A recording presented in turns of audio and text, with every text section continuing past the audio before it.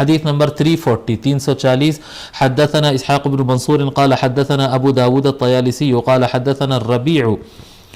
وهو ابن صبيح قال حدثنا يزيد الرقاشي عن انس بن مالك رضي الله عنه ان رسول الله صلى الله عليه واله وسلم حج على رحل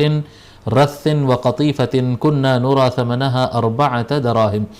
حضرت انس بن مالک رضی اللہ تعالیٰ روایت فرماتے ہیں کہ رسول اکرم صلی اللہ علیہ وآلہ وسلم ایک پرانے کجاوے پر اور سستی چادر پر بیٹھ کر حج فرمائے، یعنی اونٹ پر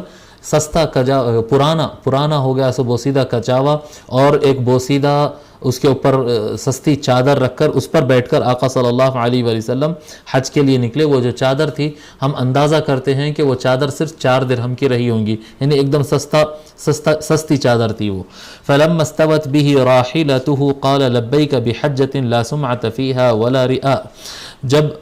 آپ کی سواری تیار ہو گئی، یعنی آقا صلی اللہ علیہ وآلہ وسلم اونٹ پر بیٹھ گئے اور اونٹ اٹھ کر کھڑا ہو گیا، یعنی بالکل تیار ہو گیا نکلنے کے لیے، تو ایسے وقت میں آقا صلی اللہ علیہ وآلہ وسلم فرمائے لبیک اے اللہ میں حاضر ہوں بحجۃ، ایک ایسے حج کے ساتھ لا سمعۃ فیہا جس میں کوئی شہرت کی طلب نہ ہو، ولا رئاء اور اس کے اندر کوئی ریاکاری نہ ہو، ایک ایسے حج کے ساتھ۔ تو آقا صلی اللہ علیہ وآلہ وسلم کا یہ تواضع تھا آپ کا کہ آپ اچھی مہنگی سواری اور مہنگا سامان بھی استعمال کر سکتے تھے، لیکن سرکار صلی اللہ علیہ وآلہ وسلم سادگی کو اختیار فرمائے۔